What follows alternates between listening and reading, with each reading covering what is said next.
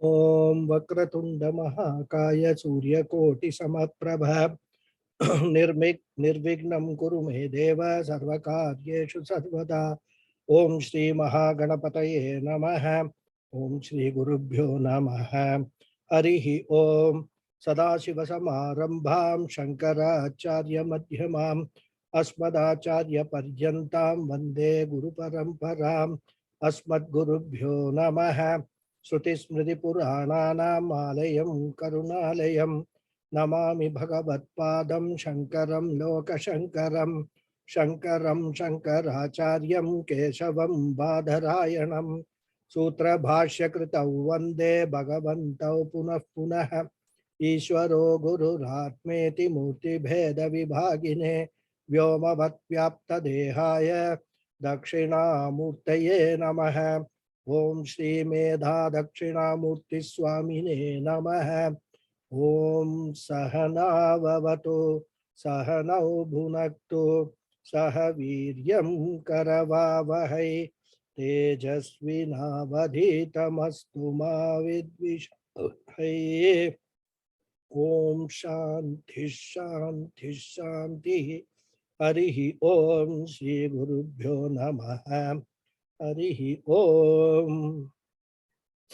Om Satchidananda Rupaya Krishnaya Klishtakarine Namo Vedanta Vedyaya Gurave Buddhi Sakshine Krishna Dvaipaya Namvyasam Sarvalokahite Ratam Vedabja Bhaskaram Vande Shamadhi Nilayam Munim Sahasramurte Purushottamasya Sahasranetranana pada baho Sahasranamam stavanam prashastam niruchyate janma jaradi shantyai.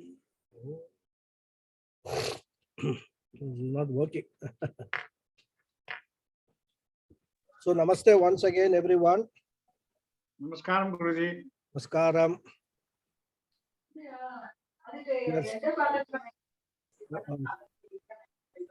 Right in the beginning. Hari Om Guruji. Hari Om. Namaskaram. Namaste. Pranams. Pranam, pranam, everybody.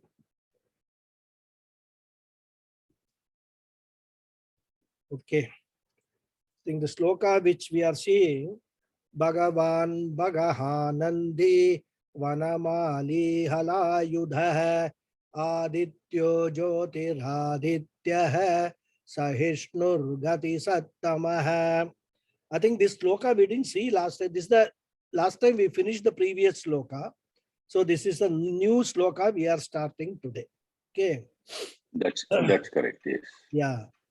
When I read it only, I realized that we have not seen this sloka. So this sloka again has got 9 namas. Bhagavan, Bhagaha, Anandi, Vanamali, Halayudaha, Adityaha, Jyotiradityaha, Sahishnuhu, Gati Sattamaha. The word Bhagavan we have come across a number of times. And initially also during the introductory talks, I had told what is Bhagavan, what is the definition of Bhagavan. So we understand Bhagavan as the one with 6-fold qualities called Bhagas. Aishwaryasya samagrasya viryasya yashasas shriyaha jnana vairagyayos-chaiva shannam bhaga ittirana. This is the definition of Bhagavan given in the Vishnu Purana, which Adi Shankara quotes. Sosyastiti Bhagavan. Then he gives one more definition of Bhagavan, also from Vishnu Purana. Utpattim pralayanchaiva bhutanam agatim gatim veti vidyam avidyam cha savachyo Bhagavan iti. Iti Vishnu Purane. So from the very same Vishnu Purana, Adi Shankara is giving 2 definitions of Bhagavan. So the one who has Bhaga, Bhaga means the 6-fold virtues is Bhagavan.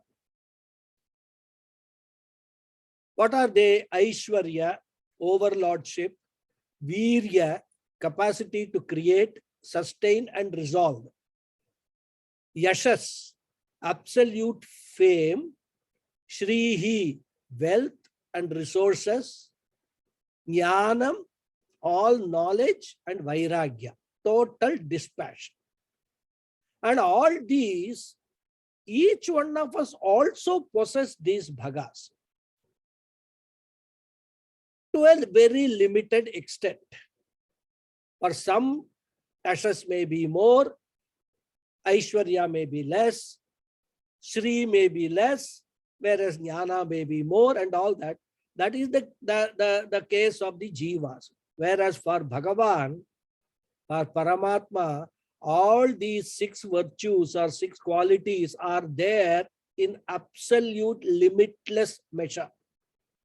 Samagram, he says, Samagrasya, absolute limitless measure. And as I said, the same Purana also gives another definition of Bhagavan. Bhutanam utpattim pralayam cha veti. He is the one who knows about the creation and also the resolution of the world. Not only of the world, he also knows this creation and the resolution of all beings, about the exact time, type and place of both birth and death of all beings he knows. Bhutanam agatim gatim veti. So he has complete knowledge of about the punya phala, papa phala, that every jiva will be getting. Then vidyam avidyam cha veti. He knows knowledge and also the ignorance of all beings. So he knows all these things. That is why he is called Bhagavan. He knows the karma that is done by every jiva and the phala that accrues to the jiva because of those karmas also Bhagavan knows. So whenever we take the name of Bhagavan, we must just bring in our mind all these qualities, these virtues of Bhagavan. Bhagasyasti iti Bhagavan. Then the next nama is Bhagaha. Bhagaha means what? The remover of Bhaga. Aishwaryadikam samhara samaye hanti iti Bhagaha. So as I said, the jivas also have Bhaga, virtues, that they have earned through their punya. And they don't have it in absolute measure. Limited measure, each Bhaga will be there. Lord has got all these Bhaga in absolute, unlimited, limitless measure. So at the time of Pralaya, what does Bhagavan do? He resolves, that is, takes back all the Bhaga that the jivas have. And because of that, he is called Bhagaha. Because everything over a period of time goes away. Wealth immediately is taken away. Whatever the jiva has got, Shri is taken away immediately. Yashas lasts for some time after death. Viryam immediately taken away. So, Bhagavan manifests the Bhagas during the creation and sustenance in the jivas and takes them back unto himself at the time of Pralaya. And because he does that, he is called Bhagaha. Bhaga hanti iti Bhaga. Aishwaryadikam hanti iti Bhagaha. Then Anandi. See, in Sanskrit, whenever we have got that kara coming with a noun, that means the one who possesses. That give meaning comes. Like for example, Deha. Dehi means the one who has a Deha. So similarly, Anandi means the one who possesses Ananda. So Anandi means the possessor of Ananda. Sukha Swarupatvat Anandi. Sarvabhihi Sampadbhihi Samridvat Va Anandi. We have all seen this. Bhagavan is what? Ananda Swarupa, Sachidananda Swarupa he is. The nature of Ananda is Bhagavan himself. And therefore, he is Anandi. He is Anandi also because he is abundantly endowed with prosperity. The Taittiriya Upanishad mantra is there. Raso Vaisaha Rasam Hevayam Labdvanandi Bhavati. Here the rasa which is referred to is Ananda Rasa. Bhagavan is of the nature of Ananda Rasa. The Vidwan who comes to know the Atma by gaining the knowledge of Atma gains that rasa and becomes Anandi. Rasam hi evayam labdwan Anandi bhavati. The one who actually gets to know, gets the Atma Jnanam also becomes Anandi because he understands, assimilates that knowledge that I am also no different from Bhagavan. I am also of Ananda Swarupa only. My nature is Ananda.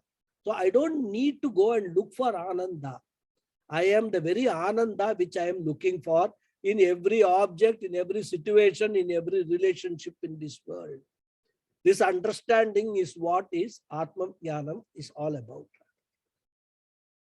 Then Vanamali. Again, the one who wears a Vanamala is a Vanamali. Bhuta Tanmatra Rupam Vaijatyakyam Vanamalam Vahan Vanamali. Many of you will know that Bhagavan Krishna is called Vanamali because he wears a garland of leaves and flowers of the Vana, forest. Vana also can mean lotuses, or for that matter, any plants growing together in abundance. That is also the definition of Vana is there. And we have seen Bhagavan Krishna's photos. He wears a garland of lotuses. So he is Vanamali. And that's why we offer, the various leaves, flowers, and the garlands made of all these things at the altar of Bhagavan.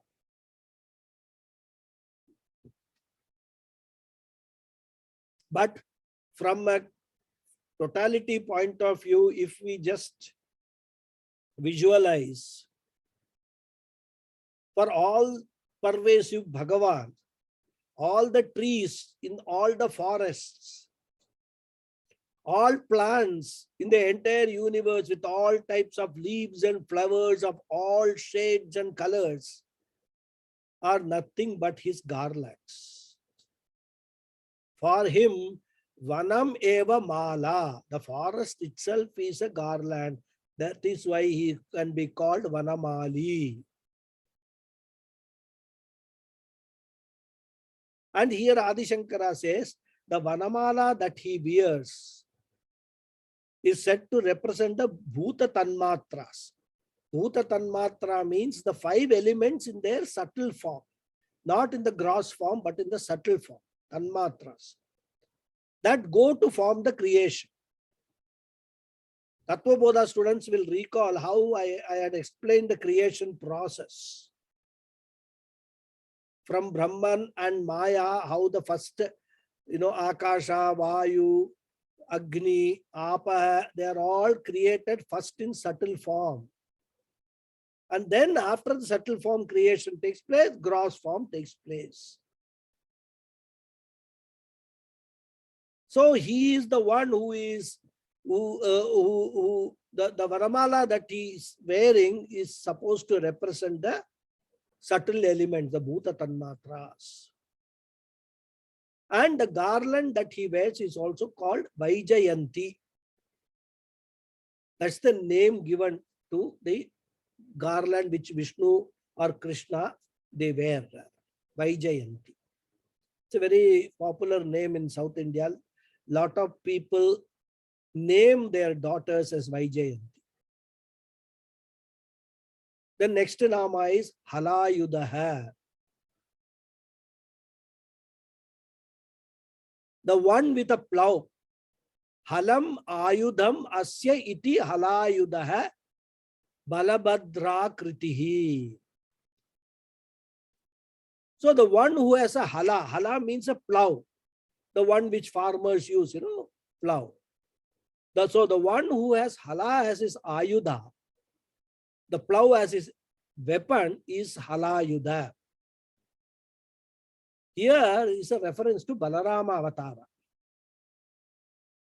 where the Lord is said to be born to Rohini and Vasudeva. And there is another meaning also we can interpret. In general, plow stands for effort. So Bhagavan, being a Halayudaha, we can understand Bhagavan as the one of absolute and continuous effort. Creating this world, sustaining this world, resolving this world, bringing about all these changes in this cosmos. He never gets tired. So from that perspective also, we can understand this nama, Halayudaha. Then Adityaha, the one born of Aditi. Adityan Kashyapat Vamana Rupena Jata iti Adityaha. So earlier was Balarama Avatara, this is Vamana Avatara, where the Lord was born of Aditi and Kashyapa. And that is why he has got the name Aditya. There's nothing more to explain in this. Aditya, born to Aditi is Aditya. Next name is Jyotiraditya. So the one who resides in the disk of the sun. Jyotishi Savitru Mandale Stitah Jyotiraditya. Jyotihi cha asau adityascha itiva. The derivation of the word Jyotiraditya. Actually, Jyotiraditya has got two words in that. They are combined together called Jyotiraditya. Karmadharaya Samasa. So Bhagavan is the one who is manifest in the form of this brilliant Surya Mandala. He is the Devata who presides over the sun. And he is the Antaryami, the Atma of that very Aditya Devata. So that is why he is called Jyotiraditya. Self-effulgent in the Surya Mandala. So he is Jyotiraditya. Then Sahishnuhu, the one who endures. Dvandvani Shitoshnadini Sahate iti Sahishnuhu. He is Sahishnu, the one who has got the absolute capacity to endure and put up with all our doings. Just imagine how much perseverance and patience and endurance Bhagavan has got. We keep on abusing, misusing Bhagavan's name, do so many things. He puts up and endures with everything. So he is Sahishnuhu. Or we can see in his various avatars, he shows patience and the capacity to put up with all pairs of opposites. Like Shita, Ushna, That is Adi Shankara has got Shitoshna. He has Sitoshna Dini Adini. He says that means all pairs of opposite is covered there. So when one invokes the Lord as Sahishnu, one also gets some of that quality. Because with whichever quality one visualizes, invokes the Lord and meditates upon the Lord, that quality one finds in oneself. I mean, we have seen that, in our life also. If we admire somebody very highly, rather, it could be a teacher, it could be a parents, father, mother. If we have great admiration, then their qualities we automatically gain. So if Bhagavan is visualized in a particular form with a particular quality, then we will be able to identify with that quality in Ishvara. And this intimate understanding of Ishvara accounts for the individual's own growth.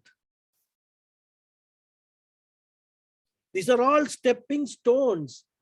On the one hand, you have got all the qualities of Ishvara listed out for you. And when you have to reach the Aham Brahmasmi stage, that I am one with Ishvara, there is no difference between me and Ishvara. The small stepping stones that you take in the spiritual path is understand the qualities of Ishvara and discover those qualities in your own self.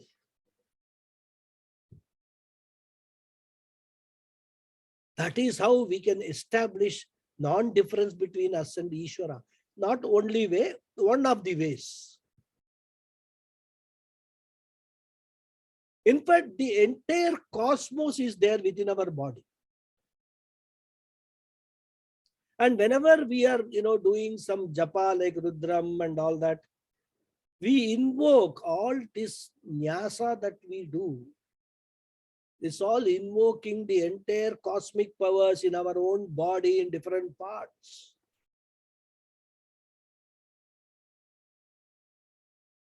So, since we invoke him with all these different qualities that we require, Bhagavan is presented with all these qualities in the Vishnu Sahasranamam. From where will you learn? How will you know what are all the different qualities of Bhagavan? The one place where it is an encyclopedia is Vishnu Sahasranama, the 1,000 names of Bhagavan. If you know the names and if you understand the meanings, you are looking at all the qualities of Bhagavan. So Vishnu Sahasranama is the best place for knowing the qualities of Bhagavan and identifying our own qualities with those of Bhagavan.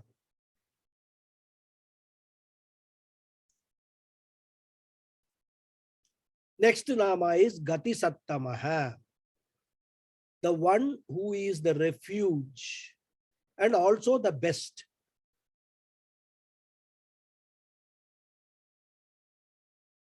So being Sahishnu, he is most easily approachable. Here Gati means the refuge. So when we surrender to Bhagavan, it is not a very big thing at all. I mean, he is so approachable that the moment we do Sharanagati, he will accept us. Gamyate anaya iti gatihi. He is the way by which the end is achieved. Or gamyate iti gatihi also, you can do the derivation. He is also the end which everyone wants to achieve. So everyone wants to be the Sattama, the one who achieves what Gati. The word Sat, has various meanings. And here the word Sat is used with a pratyaya called Tamaf. And Tamaf pratyaya when added, it converts it into superlative degree of that. For example, we say, good, better, best, like that. Or to give you some other example, colder, cold, colder, coldest, suppose. That coldest is the superlative degree. So that EST we add in English, in Sanskrit we add this tamaf pratyaya. So he is Sattama because he is Satyatama, the truest, the truth of everything. He is also Sadhutama, the best and the most compassionate. He is Prashastatama, the most auspicious. And he is also Abhyarhitatama, the most honored, most revered. In short, what is Bhagavan? He is all that one wants to be. All of us want to be, right? We want to be the truth always. We want to be compassionate. We want always Mangalam, auspiciousness. We want to be respected and honored by everybody. All that is Bhagavan is there. So he is the Gati, the way, because Avagati, the knowledge of him as oneself alone is the way. See how beautifully Pujya Swamiji puts it. The word Avagati means knowledge, gaining the knowledge. Gati means the destination. So if we understand Bhagavan as the destination, and if we have the Avagati of Bhagavan, the knowledge of ourselves as no different from Bhagavan, that is what is moksha is all about. So if Bhagavan is said to be absolute compassion, then the way to achieve absolute compassion is what? To be compassionate towards every being in this entire cosmos. One cannot be cruel and then hope to achieve compassion. You see a cockroach and you go and try to immediately locate a broom or some slippers to kill that cockroach, and then you say, I want to be compassionate. It won't work.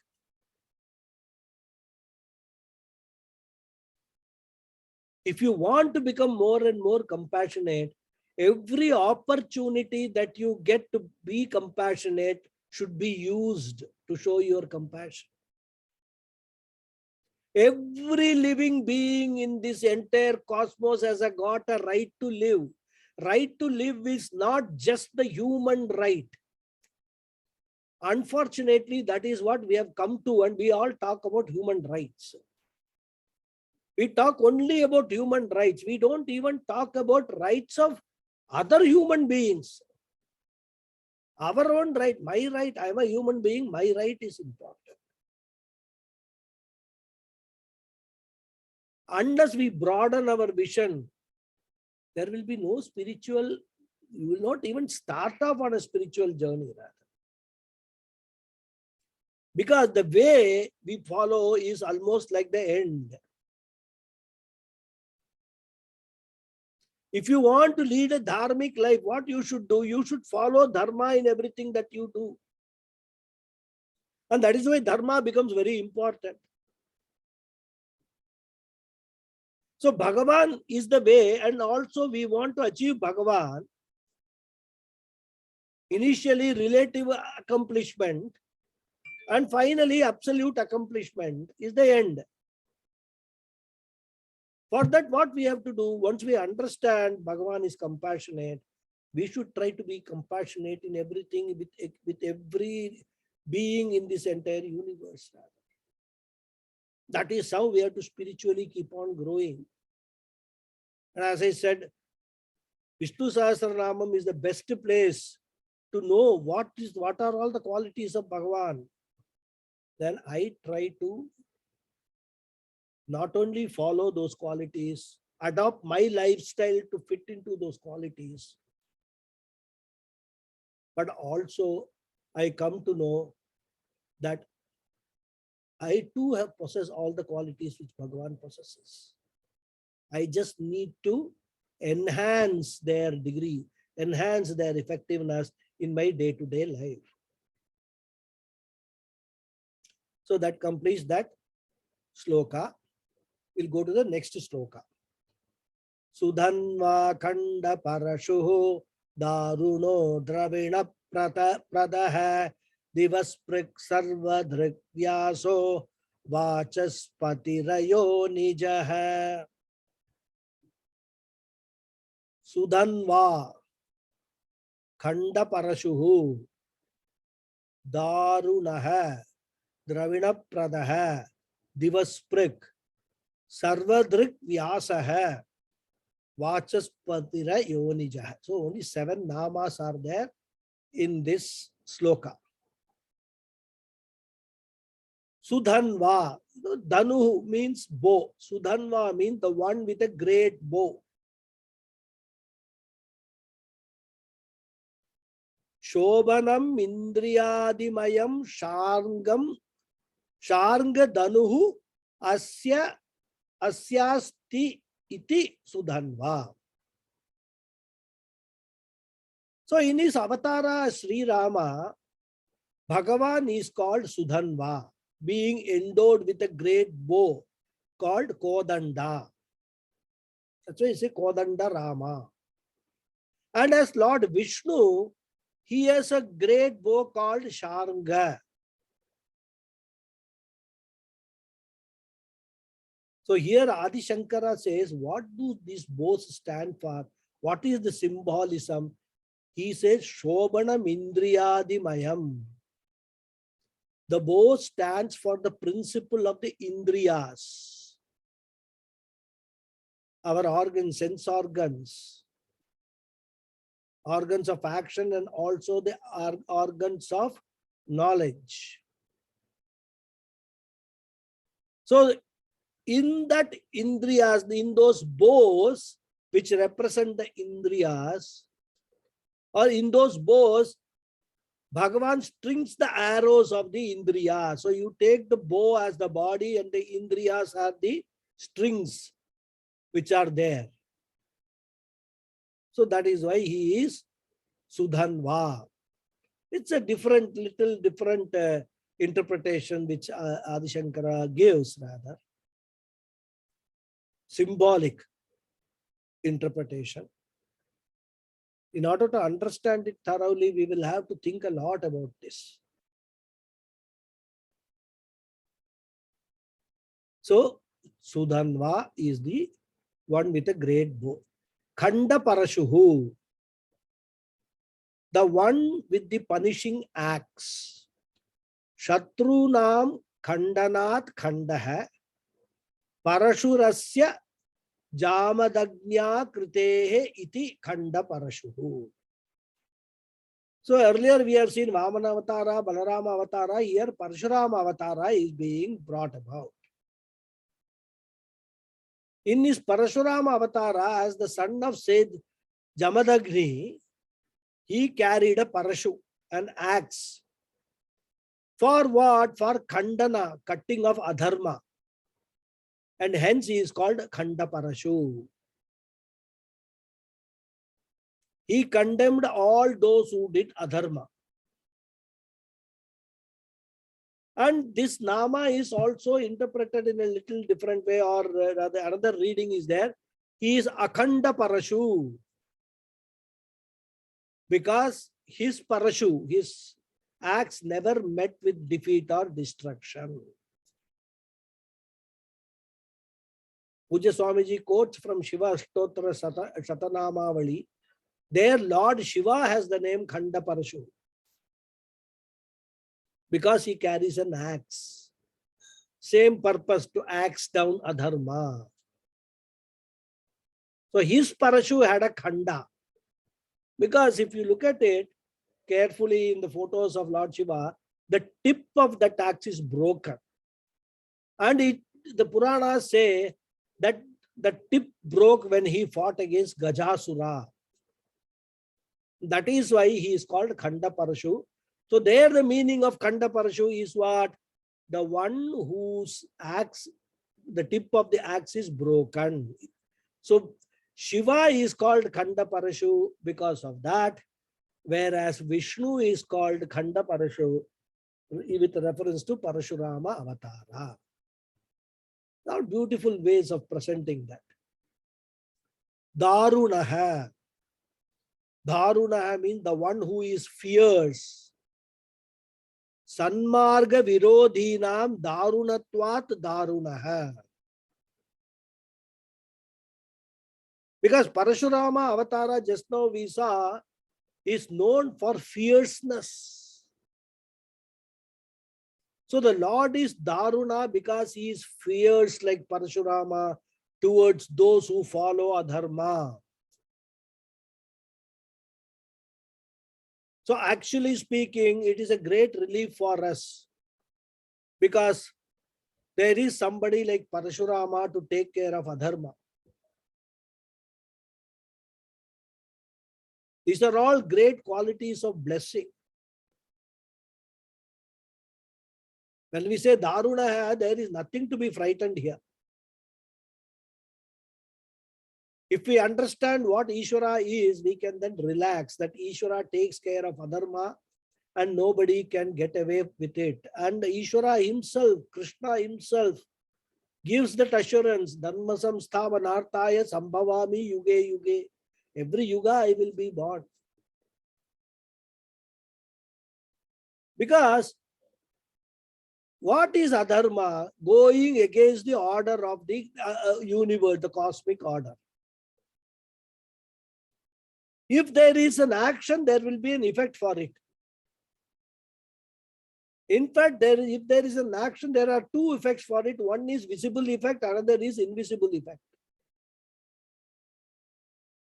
One cannot rub one's back against a tree and say that I don't want to get rubbed. If you rub your back against a tree, you will also get rubbed and get hurt. That is the law. That's how the universe works. So too, one cannot rub against dharma. One cannot rub against dharma without getting rubbed. Because that is also the law. Adharma may get punished immediately or adharma may get punished after some time. And again, punishment does not mean that somebody is there out to get you. But it is something that you do not like. That is punishment. Whenever we come across certain unpleasant experiences in our life, how should we understand them? I have done some adharma sometime earlier, and this unpleasant experience that I am having is the result of that adharma done by me only. Nobody else is responsible for it. If you stick your finger into the fire, then the fire will burn the finger. Because it is the dharma of the fire to burn. You cannot say, I will put my finger and then fire should not burn me. If you have such expectation, that is an adharmic expectation. Because that is the law. Fire burns. You cannot complain, oh, this fire is very bad. It's very fierce and merciless. It was you who put your finger into the fire, very well knowing the fierceness of the fire. And it burns your finger because you asked for it. Therefore, when one faces the consequences of the adharma done by himself, or for that matter, adharma done in the society, it looks as though Bhagavan is Daruna, fierce and merciless. We keep on complaining, isn't it? This Bhagavan has no mercy. He is putting me into all these troubles. Whereas people who are all enjoying, they are all adharmic people. I know they do so many adharmas, but they are all enjoying. I am such a big devotee. I've been such a devotee, and then I am required to go through all these difficulties. Constant complaint of most of the people. Bhagavan is compassionate on the one hand, and on the other hand, he appears to be merciless. He will be compassionate towards all dharmic people. He will appear to be merciless for all adharmic actions. That is how we have to understand this Darunaha. Then Dravina Pradaha. Dravina means generally wealth. Pradaha Dadati, the one who gives wealth. Dravina Pradaha. Dravinam Vanchitam Bhaktebhya Pradadadati iti Dravina Pradaha. Vanchitam Bhaktebhya. So he is Dravina Prada, gives the desire to his devotees. Whatever they want, wealth they desire, he gives them. Now, anything that anyone wants is Dravina, wealth. It could be any type of wealth, wealth of knowledge. It could be physical wealth in terms of money. It could be the wealth of children. So wealth in our culture is not merely material wealth. And he is Dravina Pradaha, he is the giver of all, he fulfills all the desires of his Bhaktebhya devotees. How does he give that? He is the giver of the results of action, Karma Phala Pradhata. But here, of course, since we say that he is giving wealth, the things that devotees desire, so we can understand this, that he is a giver of the positive results of all our actions, the dharmic actions, whatever positive results are there of that, he is a Dravina Pradaha. He gives that wealth. Then Divasprik. Divaha means dew, heaven. Divasprik means the one who touches the heaven. Divaha Sparshanat Divasprik. Very simple definition Adi Shankara gives. Now we talk about Bhagavan. How big is Bhagavan? How small is Bhagavan? All that questions keep coming in our mind. In fact, some mischievous people will also ask us such questions. Oh, can you, in fact, we have a story. Can you show me your Bhagavan? Prahlada was asked. Where is he? How does he look like? So the Shrutis, the Vedas have an answer, try to answer that question. They describe Bhagavan as having his head touching the dew, the heaven, and his feet touching the Patala. Purusha Suktam starting itself, that description is there.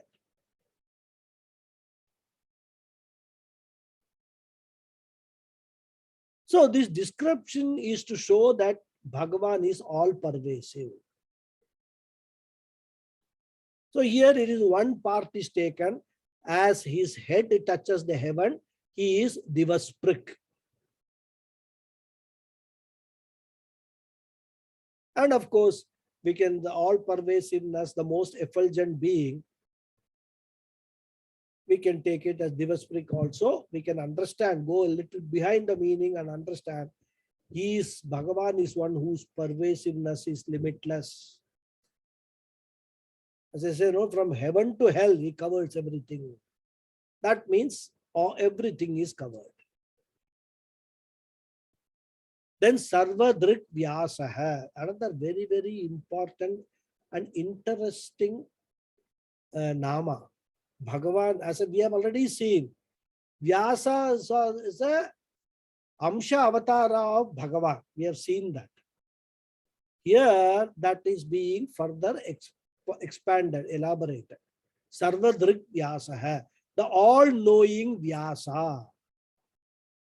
Sarvadrisham, Sarvajnananam, Vistarakrit Vyasa, Sarvadrik Vyasa. Athava, Sarva cha sa drik cha iti sarvadrik. Sarvakaram jnanam sarvasya drishtitvad va sarvadrik. Sarvam pashyati iti sarvadrik.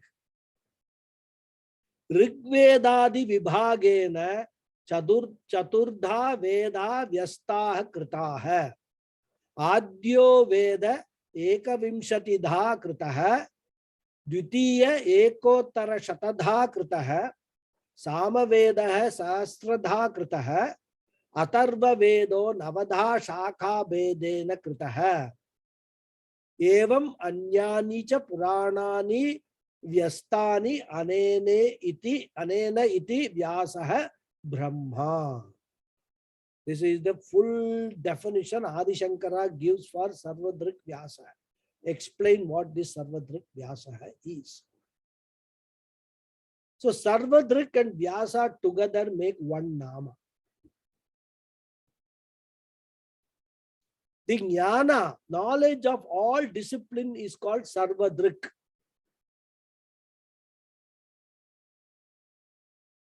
As Vyasa,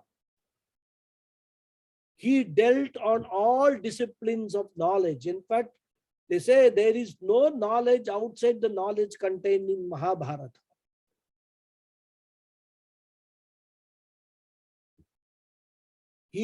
All disciplines of knowledge is there in the Mahabharata. So Bhagavan is called Sarvadrik Vyasa.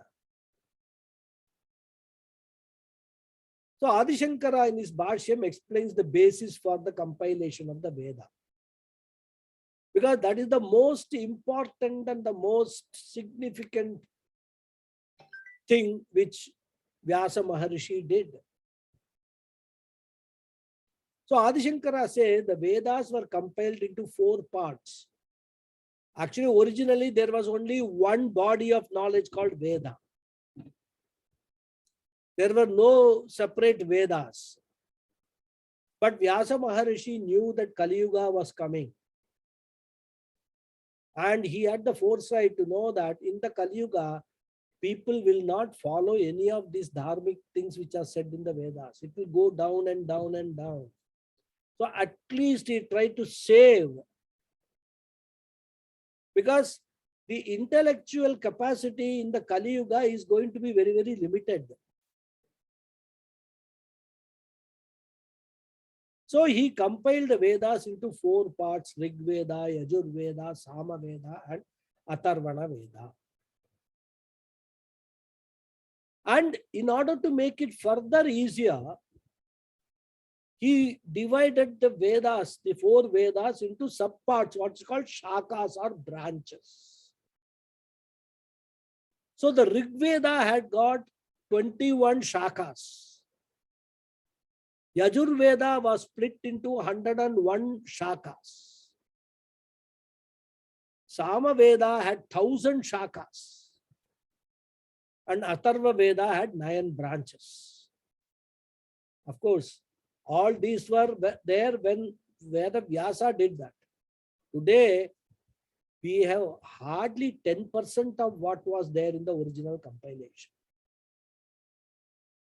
I think Rig Veda, there are only 2 or 3 shakas are left out of 21. And the purpose of his doing was that once he actually split them into shakas, which are small, small parts, he gave one shaka to one family and asked that family to propagate or, in their generations, learn that particular shaka and then propagate it, so that Vedic shaka is kept alive. So like that, this entire, shaka, these branches were handed over to different families. Those of us who are call ourselves Yajurvedis, Abhastamba Sutra, Yajushaka, our ancestors, one of the great ancestors would have been one who got one of the shakas to be preserved, and that has come down the lineage. This is the original. Adi Shankara is the only place where I have come across what was the original subdivision of the Vedas done by Vyasa Maharishi. So it's great information I also got. Originally, how many branches, shakas were there? And then Sarvadrik also means Sarvam Pashyati, the one who sees everything. And because he sees everything, he is Sarvagnya, he is all-knowing. So Vyasa is here, Veda Vyasa, as I said, who compiled the 4 Vedas. And also he says he compiled the Puranas. All this, as we have seen earlier also, humanly almost looks like impossible.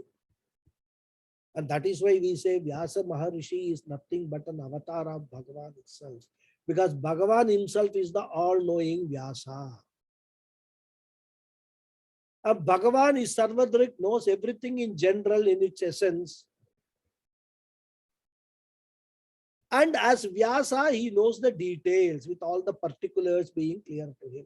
This way also we can slightly differentiate between Bhagavan and Veda Vyasa.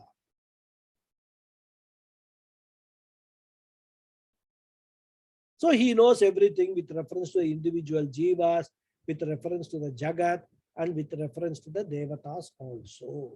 Sarvadrik. Then Vachaspatira Yonijaha.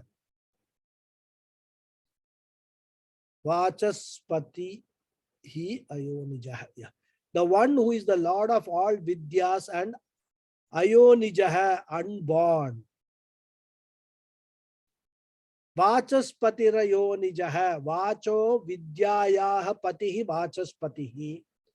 Jananyam na jayate iti Ayonijaha. Iti Savisheshanam ekam nama. Vachaspati and Ayonija together make one nama. Vach or Vak refers to Vidya, knowledge.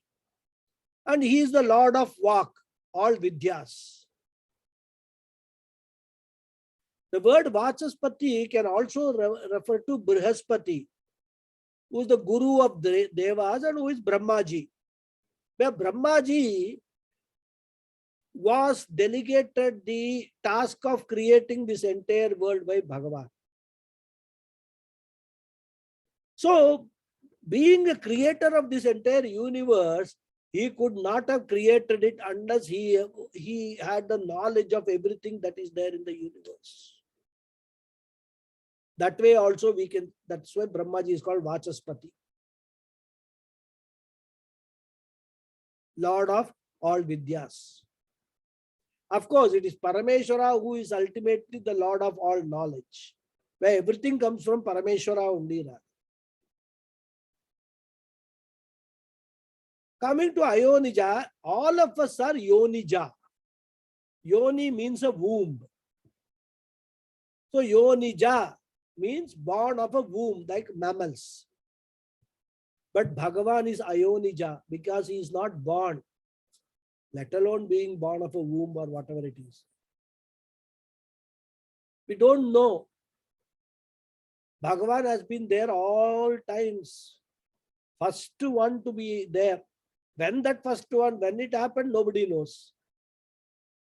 Why? Because he is not bound by time. Whatever is born is bound by time. Someone who is not bound by time can only be unborn. He is Nitya, and hence he is Vachaspatira Yonija. That is the Nama. Now we'll just got 2-3 minutes, 4 minutes. We'll go to the next stoka. Trisama samagha sama nirvanam beshajam bishak sanyasakritcha mashanto nishta shantif parayanam. So here, how many namas are there? Trisama samagah sama nirvanam beshajam bishak. 1, 2, 3, 4, 5. 1, 2, 3, 4, 5, 6. Sanyasakrit shamaha. Sanyasakrit shamaha shantaha nishta shanti parayanam. So 12 namas are there. Trisama, the one who is praised by the threefold samans. Devavrata samakyataihi tribihi samabihi samagaihi stuta iti trisama. In fact, this trisama, samagaha, sama, these three namas have to be understood together. So trisama, I said, the one praised by the threefold samans. Samagaha, the one who sings the saman. Samagayati iti samagaha. Then Sama, the one who is in the form of Samaveda. Vedanam Samavedosmi iti Bhagavat Vachanat Samavedaha Sama. So as I said, these three namas, Trisama, Samagah, Sama, they go together. Sama means a mantra cast in Sama tune and it is sung to music. That is what Samaveda is all about. In fact, if you look at Rig Veda, Yajur Veda and all, those Vedic mantras also have swaras. But there are only 3 swaras.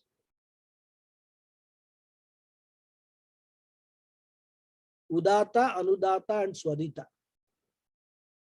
But music as such is pentatonic. There must be at least 5 swaras for something to sound as music. That is why Samaveda uses the 5 swaras. And the Sama is used especially to praise the Devatas and the Lord. So since Bhagavan is the one who is praised through the 3 types of Samas, and they are called Devavrata, he is called Trisama. The one who sings the Sama, the mantras from Samaveda, is called Samaga. And Samaga also is Bhagavan.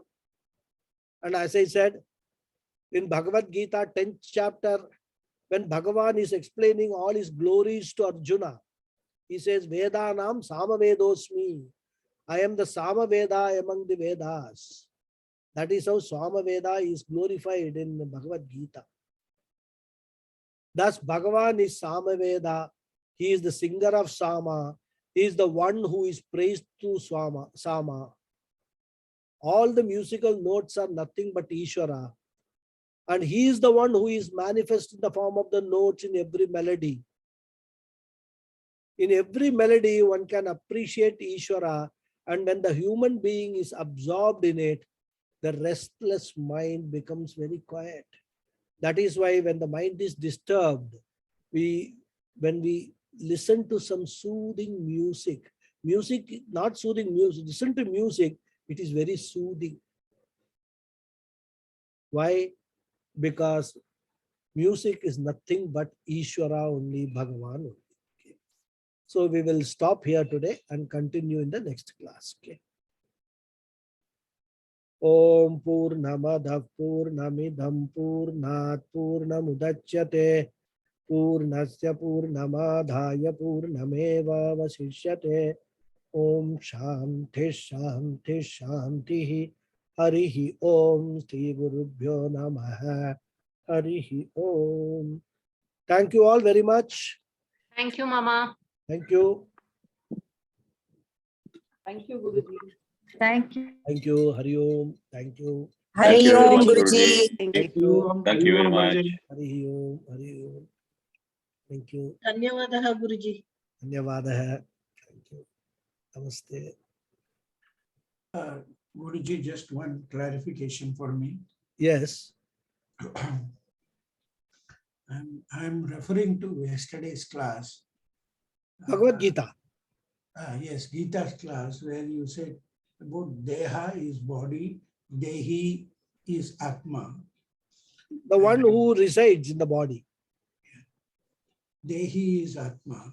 Then today, when you were explaining that Ananda and Anandi, you were telling me about, of course, I don't know anything about Sanskrit, but you said, when you say E, one who possesses that.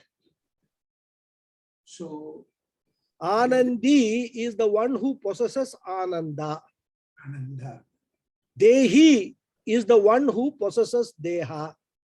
So, can I conclude that Atma is the one who possesses the body? Deha. Yes. And Body is nothing but an abode for Atma, right? So you can say the Atma possesses the body. You can say that. okay.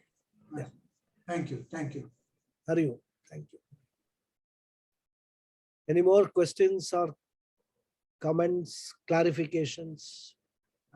Hariji has got a question, I think. Who has got? Hariji. Yes. Hariji has just now asked, Who else has No. asked? No, I asked, Krishnan asked me. Oh, that was Krishnan who asked. Okay, because I thought you were speaking. Okay. Yeah, come Hariji, you ask now. You have forgotten me after No, going to Canada. because I saw your hand and I saw your face and I saw your lips moving. I thought you were the one who is asking the question. I didn't know it was Krishnan. But Krishnan had not raised his hand also.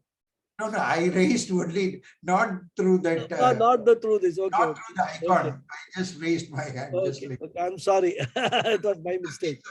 so Come, Hariji, you tell me now. How are you? How is your I'm holidays? perfectly okay now. Back to normal. No, holiday. That I know. Holidays, but what? My holidays, this is my holiday. Wherever I go, I take holiday with me. But it is more relaxing. Nice place. I mean, weather is very good in the US, in this part of the US. And my daughter has got a very beautiful big house. So it's a very nice place.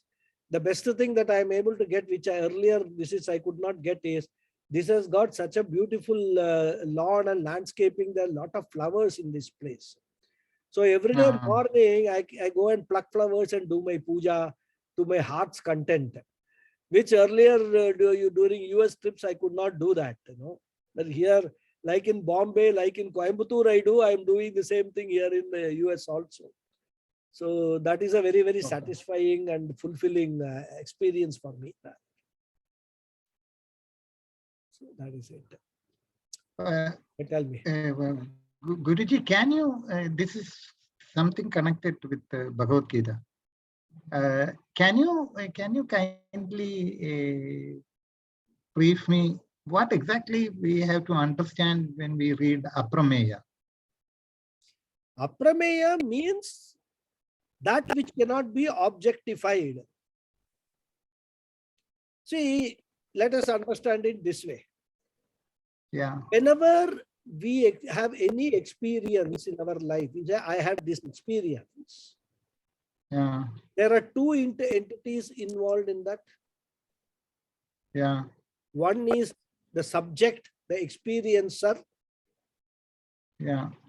Another is the object, which is the thing which is experienced. It could be a person, it could be an object. These two are there, right? Clearly. Yeah. There is no confusion in our mind. Oh.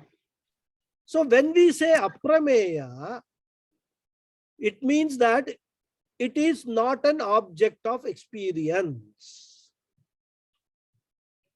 Okay. If it is not an object of experience, then what it should be? Subject. Subject. So aprameya, nothing but you are aprameya, you are the subject. Aham Brahmasmi is told as aprameya. Because what happens generally is, whenever we gain knowledge of something, because our scientific buddhi is there. Scientific buddhi dictates that everything there should be first a theory. then there should be a practical. Scientists don't accept anything which they cannot prove with an experiment, correct? You can prove anything with an experiment only if it is an object of an experiment. Unfortunately, what we do, when we know Bhagavan, when we talk about Ishvara, when we talk about Satyajnanam Anantam, everybody looks for an experience of that Bhagavan. And we have got stories after stories of people, oh, in my sleep, Lord Muruga came and he asked me to construct a temple in so and so hill. Somebody will else come up with another story that Bhagavan came in my dream and said this to me. All these stories, what is the background? If you analyze the psychology of it, everybody is actually longing for an experience of that Bhagavan in some form. If they can't see Bhagavan in their life, they will try to see Bhagavan in their dreams. Because their mindset is always going around, I want to experience Bhagavan, I want to see Bhagavan, I want to see Ishvara. And that is why it becomes very difficult for Upanishads to make people understand that there is nothing to be experienced.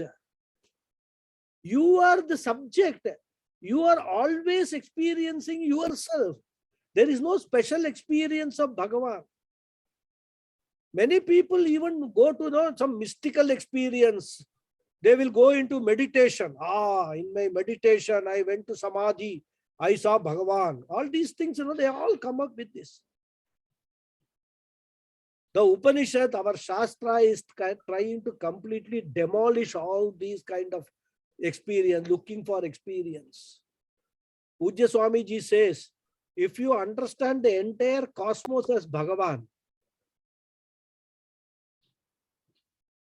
every aspect of this, every object that you come across is nothing but the name and form of Bhagavan. If you understand that and assimilate that knowledge thoroughly, every experience that you have in your life is the experience of Bhagavan only. That is the final understanding. Because Bhagavan is not a separate object. Like you experience driving a car, you experience traveling in the air. Similarly, there is another object called Bhagavan. You experience Bhagavan. It is not like that. And that all these things is explained in that one Nama Aprameya, not an object of experience, but the subject. That is how we have to understand. This Aprameya and Apaurisheya. Apaurisheya means that which is not a result of a human endeavor. Okay. So there is a correlation. Vedas are called Apaurisheya. Yeah, it is not created by, it is not human creation. Human creation. And when we say not human creation, there is only one thing possible. It is the creation Revelation. of the creation itself. Yeah, it is the revelation. Exactly. So that is, So Apaurisheya is different.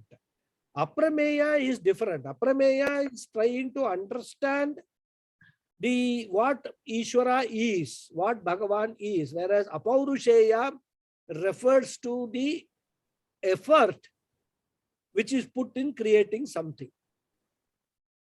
Okay. Everything else is Paurisheya. I mean, when we construct a house, it's Paurisheya, right?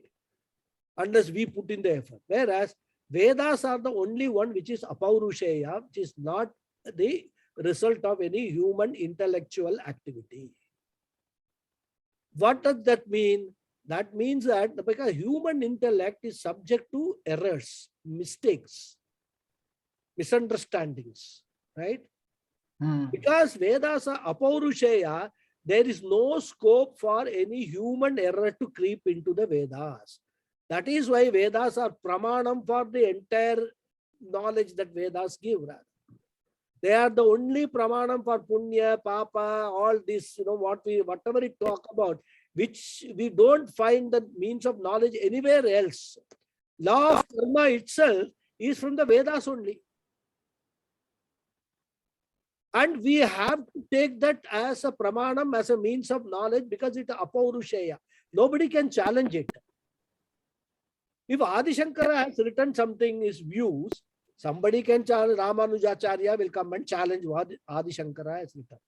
But Ramanujacharya cannot challenge what is written in the Vedas. That is why they are apaurushaya. They are two different, aprameya, apaurushaya, two different things rather. You have to understand the context in which they are used. Normally, the word apaurushaya is not used in the sense of aprameya. Have I made myself clear, or Yeah. confused you more? No. I understand it. See, today, one of my other group guru, he had, as a Guru Purnima, the topic was fate versus free will. And he is a Shishya of Swami Parthasarathi. Ramaswamy from Calcutta. Yeah. I would, it was in Facebook. I could attend it through my wife's account. I don't have a Facebook account. Okay. But the moment I get the recording, I will forward that to you. Okay. Yeah, it is the ultimate,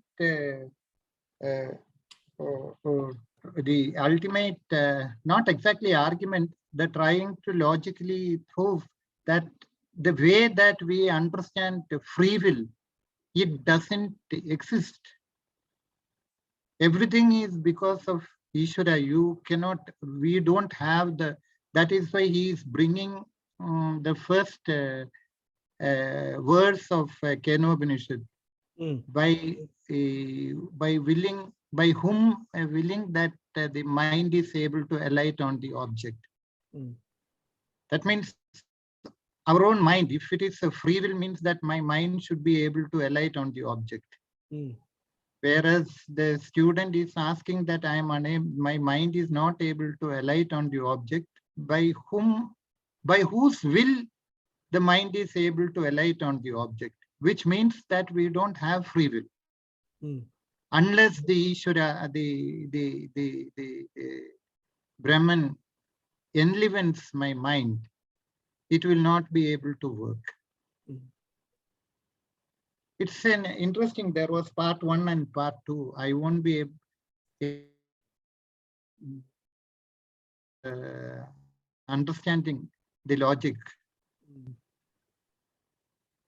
So in that connection, every Acharya has got. No, it is not his own making. He is a Shishya of Swami Parthasarathi, so he will not deviate from. See, there is a very strong. Whenever we are talking about, Aham Brahmasmi or Tattvamasi, there are these Visishta Advaitins, they don't accept this, that Tattvamasi means you are that. According to them, Tattvamasi is, Tasya Tvamasi is what you should read, not Tattvamasi. So Tasya Tvamasi means you belong to him, you belong to Bhagavan. Nobody can be equated to Bhagavan. They don't believe in that. Okay. Whereas our philosophy is Tattvamasi told 9 times in Chandogya Upanishad. Yeah. How can you, because Vedas, if it was written by somebody, you can say, oh, he made a mistake, he should have written as Tasya Tvamasi. We take Vedas or Apaurushaya. How can you introduce your own interpretation in the Vedas by changing the words which are there in the original Vedas? Okay. Because if the Sanskrit language allows you that the Tat can be replaced by Tasya, then also we can understand. But the case of Tat and case of Tasya are totally different cases in the language rather. Tasya is the sixth case, belonging to. Tat is the first case. So how can you interpolate the first case nama with the sixth case noun questions, the grammar question? How can you say Tattvamasi is equal to Tasya Tvamasi? But because Tasya Tvamasi suits their philosophy, so they take that interpretation. Okay.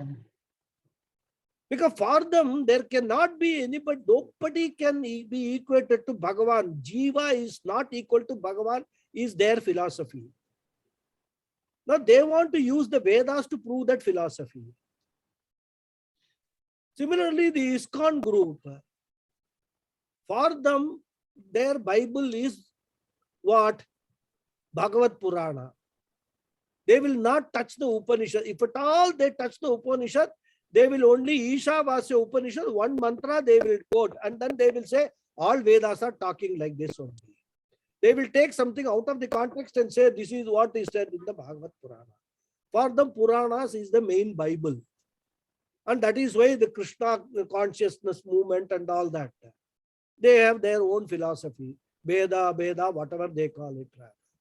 So we cannot compare one school of thought with another school of thought. What we are here, what we have been taught, what is written in the Vedas, Upanishads especially, as interpreted by Adi Shankara, in fact, as interpreted by Vedavyasa in the Brahma Sutra, first of all, he is the author of everything, right? He is the author of Brahma Sutra. What Vedavyasa has said in Brahma Sutra is what Adi Shankara borrowed, and his teachings are based on that Brahma Sutra Bhashyam. He wrote first Brahma Sutra Bhashyam, and then all his teachings, interpretation of the Upanishads are all based on that. And in the parampara of Adi Shankara, we are all coming, we are learning. Puja Swamiji is there, all that, Swami Chinmayananda ji, Swami Shivananda, all that entire lineage is all Adi Shankara parampara. And right now, I am only telling you what I have learned from this Guru Parampara. And this Guru Parampara's interpretation is that there is something called free will. Because even though what that Atma or Brahman or that they are quoting, it is only enlightening everything that is there, makes it available for your knowledge. How do you know there are things? For example, there is a water can here, flask or whatever you can call. Now that is here. Now this is an object which is originally jadam, right? It cannot do anything on its own. But this object is pervaded by Sat of Sachidananda. So it is pervaded by Sat, so it becomes existent. I say the object is. The word is I use is because I am able to experience this object. It is Sat. It cannot reflect Chitta. If it can reflect Chitta, then it should be conscious, and then once conscious, it should be able to do things on its own that it cannot do. Whereas when you take my body, a human being, Sat, Chit and Ananda, all three are there in reflected in the human body. That is why as long as we are alive, we are able to do actions. We know we are existent. I can say existent. Then I can do this, I can do that, I can do all that. And then I look for happiness as my Swarupa. Because my original Swarupa is happiness, which I am not finding. I keep on looking for happiness. That is our interpretation of what a Jiva is, rather. Now, how do you actually, if there was no free will, all Jivas should be the same? Because by saying there is no free will, everything is Ishvara only, a blessing of Ishvara only, does that mean that people who are adharmic, their adharma is also being blessed by Ishvara? Does that mean that? Can Ishvara make differentiation between different jivas? Oh, this jiva I will make them good, this jiva I will make them bad. Can he do that? So we must understand, what does that free will do? Does free will exist independent of this Sat, Chit and Ananda? Our interpretation is there is a separate free will, which is what makes you come to this class. If there was no free will, if there is a Vishnu Sahasranamam lecture going on, everybody should be attending the Vishnu Sahasranamam. At least people who are registered for this course should all be attending, correct? But at every point we express our free will. Today I want to attend, I don't want to attend. We express. No, Guruji, he brought it. They are all Advaitin. They belong to the same. He and Swami Parsarthi and Swami Dayananda Saraswati. They're all they all studied under Swami Chinmayananda. Okay, they're coming from the same philosophy. If it is coming from the same philosophy, you are confused about it, right? No, not confused. See, I have also heard about this free will, theory of free will from Swami Sarvapriyananda. I am not able to, I think I have forwarded that to Akka once. You see here, when you are telling that so many, we are, I am now attending. It is according to the analysis, there are so many other factors. Do you have time for 5 minutes? Time means, I approach to all these things is very simple. From my spiritual pursuit point of view, what is the relevance of all these things is what I question. All these are very fantastic intellectual debate, knowledge, analysis and all. But is it going to help me in my spiritual? No. I don't care at all whether there is free will, there is no free will. I only know one thing, that I am the way that it has been concluded was with the concept of free will. We have some sort, there is a danger that we may, there can be a sort of intellectual arrogance, in the sense that I feel that it is my free will and it is because of my free will I am coming and attending your class. Whereas there can be so many other factors, probably my education in the sense how I have been brought up by my parents. What is the grace that I have got from the Almighty? What is the environment in which I am living? What is my educational background? And what is the grace of the Almighty? All these points, all these factors have got influence in my thought. So I cannot claim that I am attending Acharya Raghuji's class because of my will alone. But who said I am able? No. There are two different things you are talking now. Yeah. Okay. One is there is no free will at all. Another thing is free will is one of the aspects that is to be considered in the overall situation. There are two different things now, contradictory things being taught.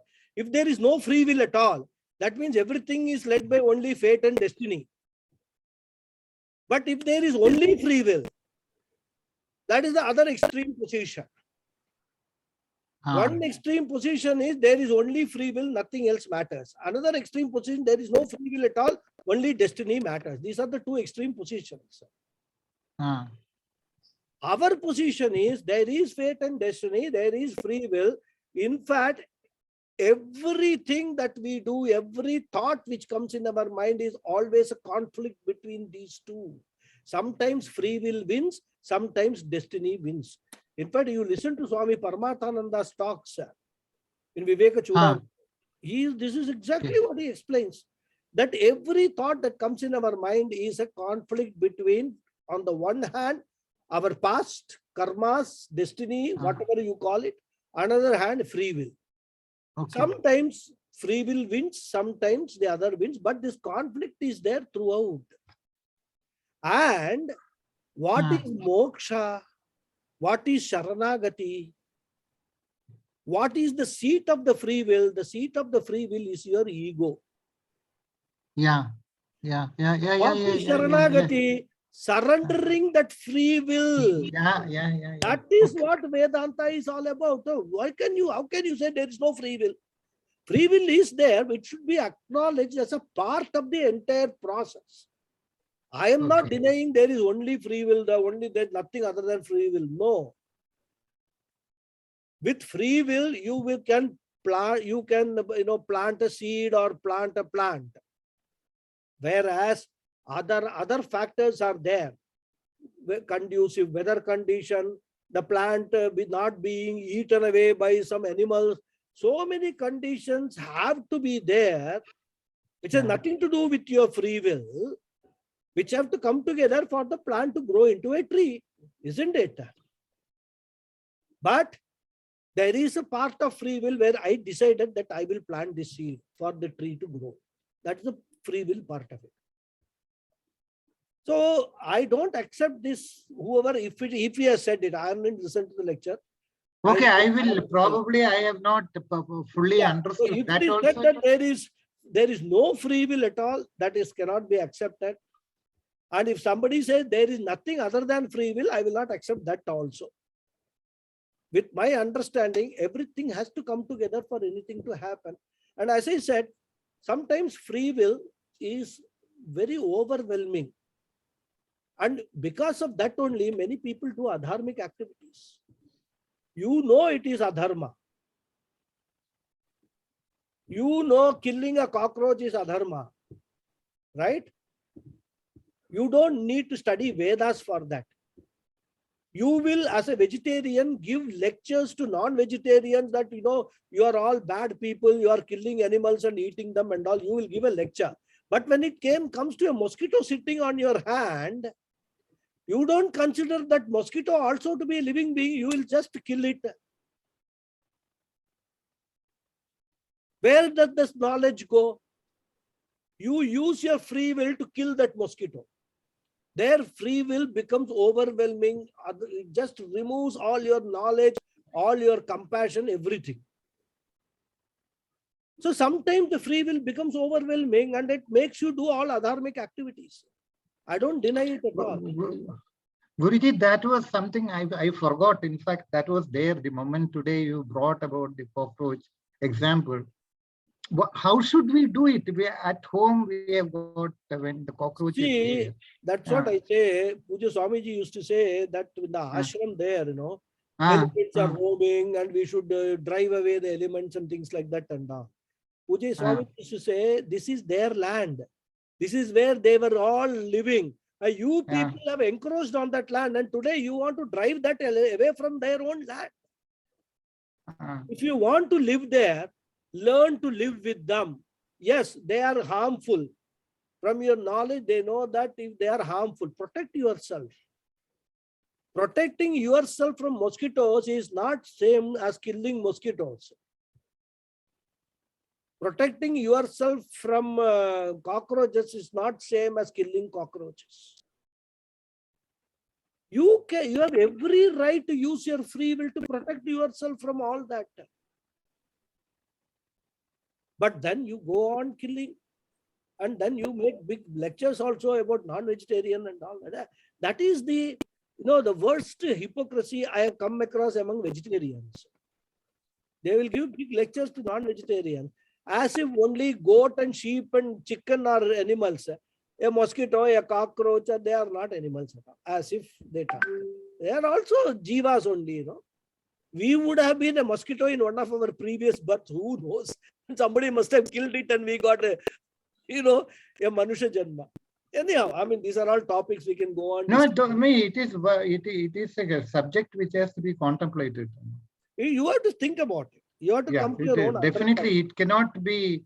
It is not a subject which we can just ignore it. No. No, we cannot ignore it, but you have to think for Yeah. yourself. You know, it's not a Yeah, matter of sure. debate. Because there will be different views. As we have got different darshanas, there are different views people have got. Everybody will stick to their own views rather. Right? Yeah, yeah. No, about this ahimsa, which you have been Yeah, telling. ahimsa, one has to think a lot about it. Yeah. I mean, this is one side of it. When you are Yeah. actually shouting at your spouse and she feels miserable, is that ahimsa? Another level you have to think about it. Okay. Ahimsa is not a very simple thing. Ahimsa is a very profound thing. So many aspects. It is not only physical ahimsa, mental ahimsa, psychological ahimsa, everything you have to consider. And when you are a sannyasi, you have to pass through all these things and then prepare your mind. When we say karma yoga, preparing your mind, it is not just like preparing some upuma and all that, You put this, that, and all that, it will be there. It's not like that. It takes years and years and years, and every stage that you cross, a new challenge will come up in your mind. Oh my God, is this also comes under ahimsa? When I spoke to that servant, that lady or boy, did I speak in a very hurtful manner? A thought should come in your mind. I should not have spoken like that. It's a lesson for me. I must now make sure that to whomsoever I speak in a very sweet way. Even if I have to tell them something which they don't want to hear, I must develop that ability to say it in a very friendly, nice way. These are all things, I mean, it's a very huge thing. It's not easy. That's why we revere Puja Swamiji and all that, I mean, they have gone through this, they have developed it, and it may not get developed in one lifetime also, I can tell you that. You start the process somewhere, where it's going to end, nobody knows. Bhagavan also cannot come and tell you, this is the date on which you will get your graduation of, Atma Jnanam. He can't tell you that. So there are so many aspects like that. Anyhow. Somewhere I have heard that you must have the art of, you should be successful without defeating the other man. Yes. You have to be successful without defeating the other man. Exactly. In fact, as I told you in yesterday's class, Puja Swamiji's definition of success is having the same attitude both in success and failure is a successful person. From a personal point of view. Yeah. Anyhow, I think I should now go and have my breakfast. Yeah. So catch up. We must dinner. For you, dinner. Yeah. Okay, Hari Om. Thank you very much. Okay, it's nice talking. Yeah, my pleasure. Hari Om. You have decided the Guru Purnima topic? Not yet. I have to work on it because I will be in Canada. Tomorrow I'm traveling to Canada. So I'll be going to... Okay. So you are coming near Akka? But not very near. She is in Montreal. I will be in Toronto. Yeah. Close enough, Guruji, to come. Close enough. That is quite true. Close enough. But I'm sure I'll be able to meet Sulekhaji. She is in Toronto only. So I'll be able to meet. Yeah. If you're unable to come, please let me know because I'll go. Where? To Toronto. Yeah, of course. I don't have any plans to travel to anywhere outside Toronto because basically, our grandchildren have also said we will also join you in this 2 weeks trip. So they are also coming, and so we will have additional responsibility of taking care of them so that they don't get bored, So we will have to spend some time with them, also take them out and for some museums. I don't know. A lot of planning, my wife. There's lots of things there to see. Yeah. Now I'll check with you, Guruji. If you can come down to Toronto, you can talk to Sulekha and we can have a same day we can all meet. That will be really wonderful if it is possible. Rather. Yes. Of course, that is possible. And all that, I would not like to force you. But whether it is possible, then we can have a get together there. Can do that. It will be my pleasure, and I will check with you I'll check with you the dates that are suitable. I am traveling tomorrow. We are driving down to Toronto tomorrow, right? Then I will be there till the 20th. 20th, we are returning back to US. So it's a 15 20th days. of 15 days. We are July. oh, that's all. Yeah, 2 July. weeks. Okay. Maybe July, yeah. So 2 weekends I Okay. think we will get there. Mhm, mhm. Weekends we will get. So you can plan accordingly. So far as I am concerned, my timetable is flexible. I can, except for Sunday and Saturday morning, 8:30 to 9:30 slot. Other than these classes, other than that, my time is very flexible. Rather, I have no other commitment. Okay. So you All can right. talk to her and decide, and then we can, we can discuss about it. Yeah. Yes, Guruji. Yeah, Okay. Hari Om. for sure. Okay. Hari Hari Om. Om. Thank you. Very Hari much. Om. Hari Om.